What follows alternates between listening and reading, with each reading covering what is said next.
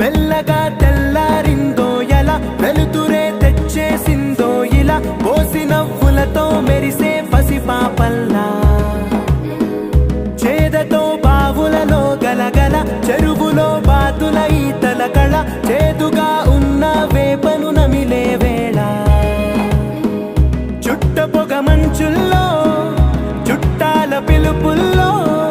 మాటలే కలిపేస్తూ మనసారా మమతల్ని పండించి అంది